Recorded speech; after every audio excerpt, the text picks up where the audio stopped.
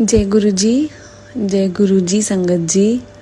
ये मेरा पहला सत्संग है, तो मैं बहुत नर्वस हूँ। मुझे नहीं पता है क्या बोलना है, कैसे शुरू करते हैं, क्या कैसे करना है। तो I will just go with the flow.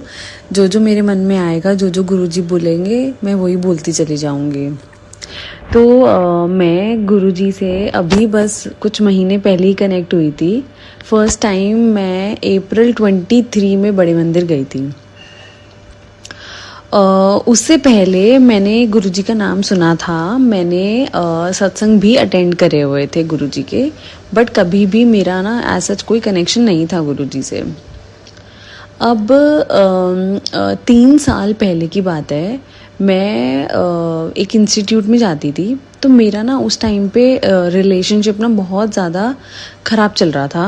मैं बहुत डिप्रेस्ड थी। कोविड के टाइम की बात है, पीक कोविड चल रहा था और बहुत प्रॉब्लम्स थी लाइफ में, मतलब कुछ भी अच्छा नहीं चल रहा था। So I belong to a Sikh family. हम लोग गुरुद्वारे जाते हैं, बट पता नहीं क्यों शुरू से ही मैं शिव जी को माथा टेकती थी। मैं उनसे कुछ मांगती नहीं थी, कोई बात नहीं करती थी, बट जैसे होता है ना, मेरे घर के पास शिव जी का मंदिर था, तो जब जैसे मैंने रोज़ जाती थी, मैं वहाँ से निकलती थी रोज़, तो मैं सिर्फ माथा टेक कर जय करके चली जाती थी। अब उस टाइम पे जिस इंस्टीट्यूट में मैं जाती थी, वहाँ पे एक आंटी थी जिनसे मैं अपनी प्रॉब्लम्स शेयर कर रही थी। तो उन्होंने फर्स्ट टाइम मेरे सामने गुरु जी का जिक्र हुआ और बड़े मंदिर का जिक्र किया उन्होंने कि तुम वहाँ जाओ और तुम्हें अच्छा लगेगा। बट हम लोग कभी किसी गुरु को नहीं मानते, कभी मतलब शुरू से यही समझाया गया है, यही देखते हैं कि गुरु कुछ नहीं होता है, सब भगवान होते हैं, तो भगवान को मानो। तो मैंने उनकी बात वही जो हमें टीचिंग्स थी, वही सब मैंने सुन के इग्नोर कर दिया और कुछ नहीं। क्योंकि उस टाइम पे मैं इतनी परेशान थी, मेरी इतनी प्रॉब्लम्स थी, तो मैं मतलब उस स्टेट से बाहर कभी कुछ सोच ही नहीं पाई। ये बात है 3 साल पहले की। उसके बाद मैं शिव जी से ही कनेक्ट हुई उस टाइम पे ज़्यादा। मैं रोज़ शाम को गुरुद्वारे जाती थी, जाकर बैठ जाती थी, क्योंकि पेरेंट्स जाते थे तो मैं चली जाती थी। बट मैंने कभी भी अरदास नहीं लगाई किसी चीज़ को लेके। बस यही कहती थी कि जैसे ठीक लगे आपको वैसा आप कर लो। बट शिव जी के आगे मैं बिल्कुल अपना दिल खोल के सारी बात करती थी। अब हुआ ये कि कुछ टाइम तक मेरी प्रॉब्लम्स चली, लाइक 5-6 मंथ्स तक। उसके बाद चीज़ें ठीक हो गई और सब कुछ पहले जैसा हो गया, बिल्कुल ठीक हो गया। फिर मैंने मतलब ऐसी नॉर्मल मेरी लाइफ चलती रही 2-2.5 साल ऐसे। कोई रिलीजियस मैंने कोई कुछ काम नहीं करा, बस ऐसी नॉर्मल। अब कुछ महीने 2-3 महीने पहले ही मैं बहुत ज़्यादा गुरुजी का नाम सुन रही थी। तो एक आंटी हैं इंस्टाग्राम पे, उनका मैंने सत्संग सुना। वो सत्संग सुनने के बाद मतलब ये हो गया कि मुझे बड़े मंदिर जाना है। कुछ तो बात है गुरुजी में और मुझे जाना है। तो मैंने उसी टाइम अपनी मम्मा को बोला कि हम लोग बड़े मंदिर चलते हैं, एंड शी एग्रीड। और फिर हम लोग बड़े मंदिर पहुँचे। वहाँ गए तो मुझे पहले दिन ही रोजेस की फ्रेगनेंसेस फील हुई, तो मुझे अच्छा लगा। तो मैं एक आंटी के साथ गई थी जिनके घर में सत्संग अटेंड करती हूँ। तो उनको मैं साथ लेके गई थी। तो वो मुझे थोड़ा थोड़ा जैसे क्या प्रोसेस होता है, कैसे क्या टर्मिनोलॉजीज यूज़ करते हैं, वो सारा मुझे वो बता रही थी। तो गुरु जी के मंदिर जाने से पहले मैंने बहुत सारे सत्संग अटेंड कर लिए थे घर पे। मतलब ऐसे मैंने यूट्यूब पे चलाकर मैं बहुत सुनने लग गई थी, तो कुछ चीज़ें मुझे पता चल गई थी। फिर वहाँ जाके जैसे ही रोज़ की फ्रेगनेंसेस आई तो मतलब बहुत अच्छा लगा, अंदर से ऐसा लगा। तो वो आंटी ने बोला कि मतलब गुरु जी ने तुम्हें बुलाया है ब्लेस करने के लिए। तो मेरे को लगा चलो अच्छा है। अब हम गए, हमने लंगर प्रसाद किया और हम अपना घर आ गए। मतलब वो नॉर्मल एक हमारा अच्छा सा दिन था। और हाँ, एक चीज़ मैंने और नोटिस करी कि हम गुरुद्वारे जाते हैं, वहाँ पे भी आनंद आता है अगर आप लगन से सुनो, बट गुरु जी के बड़े मंदिर जाकर जब एंट्री करने के बाद जो वाइब आई ना, वो मुझे गुरुद्वारे में भी कभी नहीं आई। वो ऑरा, वो ऐसा मतलब ऐसा लग रहा था कि आप एक पीसफुल इन्वायरमेंट में हो। जैसे अगर हम लोग कभी बाहर जाते हैं ना रिलैक्स करने के लिए, like we go to mountains and वहाँ पर आपको इतना सुकून फील होता है, बिल्कुल वैसा ही। मतलब इतना लग रहा था कि लाइट हो गई है बॉडी, बहुत अच्छा फील हो रहा था। मतलब अनएक्सप्रेसिबल है वो, जो जाएगा उसको समझ में आएगा। तो वो बहुत अच्छा सब कुछ था। तो हम लोग घर आ गए। अब उसके बाद क्या हुआ, मैंने ना आंटी को बोला कि मुझे गुरुजी का स्वरूप चाहिए। तो आंटी ने बोला कि गुरुजी का स्वरूप तो देखो ऐसे ख़रीदना नहीं चाहिए, बट आप ना, आपको जब कोई देता है तो ही ब्लेसिंग होती है। तो मैंने बोला ठीक है, बट मैं थोड़ा ना ज़िद पे थी कि यार मुझे तो चाहिए, अब मैं कब तक वेट करूँगी। हुआ ये कि वेरी नेक्स्ट डे मैं मार्केट में थी और मुझे वहाँ पे गुरुजी का स्वरूप नज़र आया शॉप पे। तो मैंने सोचा मैं ले लेती हूँ। ये थॉट आया मन में कि आज से पहले तो कभी भी गुरुजी का स्वरूप मुझे नज़र ही नहीं आया। होता तो पहले भी होगा बट कभी नज़र ही नहीं गई। तो अगर आज नज़र आया है तो मैं ले लेती हूँ, मतलब इसमें क्या हुआ। तो मैंने ना वो ले लिया और लाकर मंदिर पे रख दिया।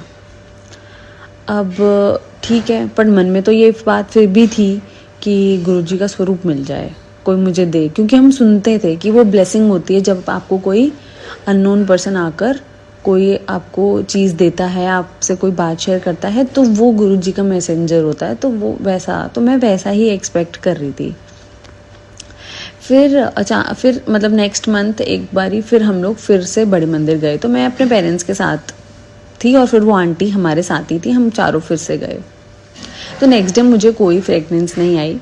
मैं मन में ना जाते हुए ऐसे बोल रही थी, अरदास लगा रही थी कि गुरुजी क्या पता मुझे आज स्वरूप मिल जाए। तो फिर मैंने वहाँ पे जाके ना फिर से दीदी से जिक्र करा कि मुझे ना स्वरूप चाहिए। तो आंटी ने बोला कि यहाँ पे ना गुरुजी के मंदिर में ना स्वरूप मिलते हैं, तो मैं तुम्हें लेके चलती हूँ। तो हम लोग दर्शन कर चुके थे, फिर हम जा रहे थे। अब हम पार्किंग के लिए मतलब ऐसे लाइन में थे, तो उसी टाइम उन्होंने बोला, तो हमने अपने पेरेंट्स को बोला कि आप मतलब पहले वाले लॉट में चले जाओ, हम लोग जैसे ही मिलेगा हमें, जैसे जो भी होगा हम नेक्स्ट में आ जाएंगे, आप हमें पार्किंग में मिलना। तो मुझे गुरुजी का स्वरूप मिला, पॉकेट स्वरूप, जो मेरे आज भी अभी हाथ में है येलो चोले में, और वो मुझे मिला। ऑनेस्टली मैं शेयर करूँगी, मैं खुश तो हो गई थी, बट मुझे ये ऐसे नहीं चाहिए था स्वरूप। ये भी वैसा ही मैंने फील किया कि मैंने जाके मांगा और मुझे मिल गया, चाहे वो पेड नहीं था, बट मतलब मांगने पे ही मिला ना। तो ठीक है, मैंने ले लिया, हम आ गए। अब पार्किंग में पहुँचे तो मम्मी ने बताया कि देखो मुझे क्या मिला। अब जो चीज़ मैं मेरे साथ एक्सपेक्ट कर रही थी वो मेरे पेरेंट्स के साथ हुई। उन दोनों को गुरुजी का ब्रेसलेट मिला, जो अंकल पार्किंग वो सेवा कर रहे थे, उन्होंने उन दोनों को ब्रेसलेट दिया। तो जो कि रियल ब्लेसिंग थी गुरुजी की उनके लिए। एंड आई वॉज हैप्पी कि मेरे पेरेंट्स को ब्लेस किया है, बिकॉज मेरे पापा को भी बहुत ज़्यादा हेल्थ इश्यूज़ हो रहे थे एंड हम उनको इसलिए भी बड़े मंदिर लेकर गए थे। तो मतलब मैं बहुत खुश हुई, बट अंदर से मैं बहुत जेलस फील कर रही थी।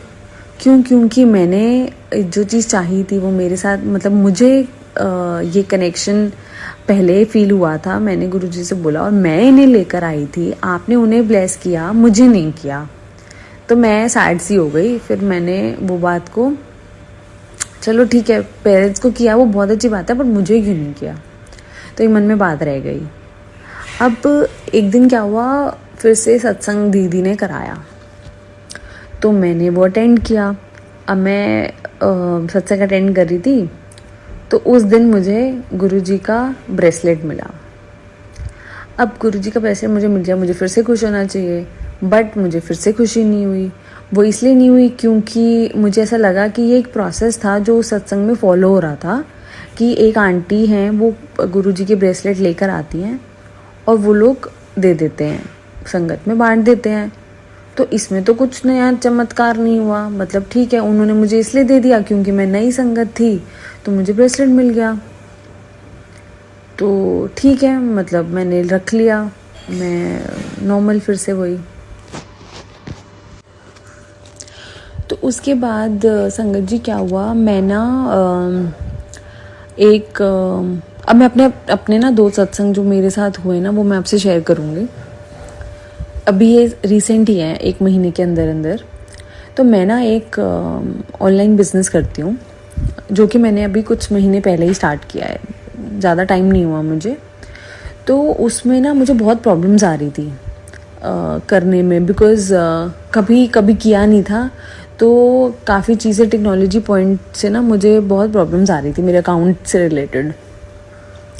तो पहला तो ये था मेरा सत्संग कि उसमें ना मेरा जो अकाउंट था, अगर आप लोग इंस्टाग्राम यूज़ करते हो तो उसमें डायरेक्ट रिप्लाई का ना ऑप्शन आता है। तो मेरे पास कस्टमर्स जैसे जो भी होते थे, लोग क्वेरी करते थे प्राइजेस की, साइजेस की, सब कुछ की। तो मेरे ना वो अकाउंट शुरू से ही, मतलब मुझे आइडिया नहीं था, मेरा पर्सनल अकाउंट भी है, बट मुझे उस आइकन के बारे में ना कभी आइडिया नहीं था कि ये भी एक प्रॉब्लम होती है। तो मैंने तो अब क्योंकि टाइम हो गया तब बनाया हुआ, मैं वापस दोबारा से स्क्रैच से स्टार्ट कर नहीं सकती थी। तो वो रिप्लाई ना मैसेज जाता ही नहीं था। तो मुझे मतलब एक एक करके मुझे सबके ऐसे रिप्लाई करने पड़ते थे रैंडम, जैसे मैं कर रही हूँ सीरीज़ में। तो लोग कंफ्यूज होते थे ऑब्वियसली, जैसे उन्होंने एक क्वेरी फर्स्ट डाली है, सेकंड डाली, थर्ड, तो वो एक्सपेक्ट करते हैं कि मैं उनको उसी रिस्पेक्टिव क्वेरीज पे रिवर्ट करूँ। अब वो हो नहीं पा रहा था, मैं बहुत परेशान थी। मैंने मतलब इंस्टाग्राम अकाउंट्स पे जाकर उन लोगों के कस्टमर केयर मेल सब कुछ बहुत टाइम से मैं ये कर रही थी, तो नथिंग वाज वर्किंग। अब ये चीज़ मेरे साथ ये हुई कि रात को जैसे 1 बज गया था, तो मैं मतलब मेरे पास मैसेजेस आ रखे थे, तो मैंने सोचा कि चलो ठीक है रिवर्ट कर देती हूँ। मैं सो नहीं रही थी, तो मैंने मतलब वो चीज़ छोड़ दी थी कि ख़राब तो वो है ही, उसको क्या यूज़ करना है। तो मैं अपना जैसे नॉर्मल टाइप करती हूँ मैं वैसे ही यूज़ करती थी। बट उस दिन पता नहीं क्यों मैंने उस पर रिप्लाई किया और वो चल पड़ा एकदम से।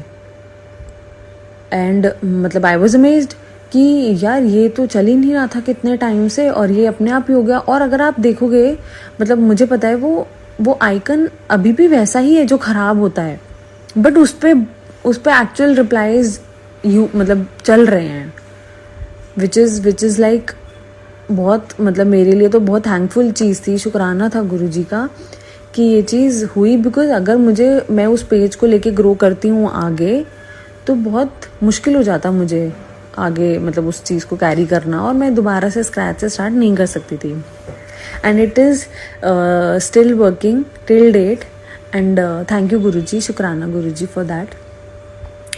तो मेरा दूसरा सत्संग है जो कि बहुत ही मतलब मिराकुलस है। हुआ ये कि मैं ना यूट्यूब पे वीडियोस देख रही थी। अब मुझे किसी के एक मैन्युफैक्चरर टाइप्स थे, उन्होंने ना अपने ड्रेसेस डाली हुई थी, तो मुझे काफ़ी उनकी ड्रेसेस अट्रैक्टिव लगी। तो मैंने सोचा कि चलो ठीक है, ये सही लग रहे हैं, इनसे कल मैं बात करती हूँ। तो वीडियो अभी चली रही थी, ख़त्म नहीं हुई थी।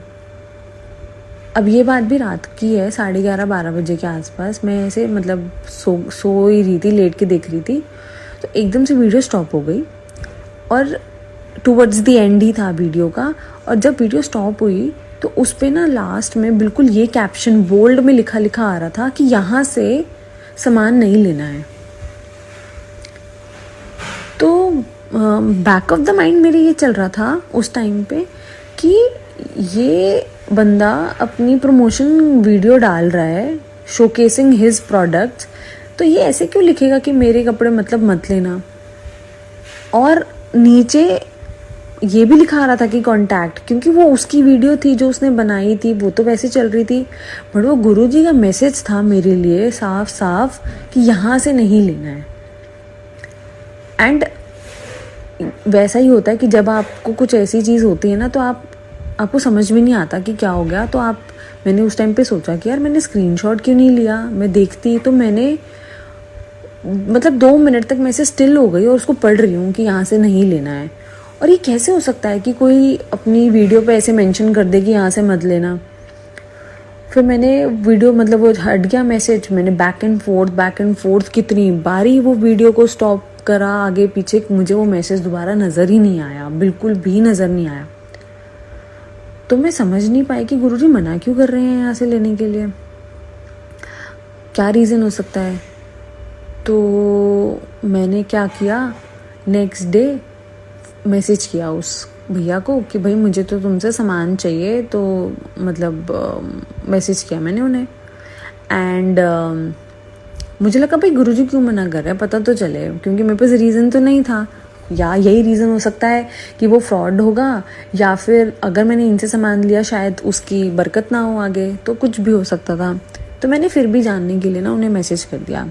बट लास्ट में यही हुआ कि उन्होंने मुझे मना कर दिया कि भाई हम आपको सामान नहीं दे सकते। तो ऐसा तो हो नहीं सकता कि वो क्यों, मतलब हर कोई चाहेगा कि भाई हमें तो कस्टमर्स मिले और हमारा कोई सामान ले, बट उन्होंने ही मुझे मना कर दिया कि हम आपको सामान नहीं दे सकते।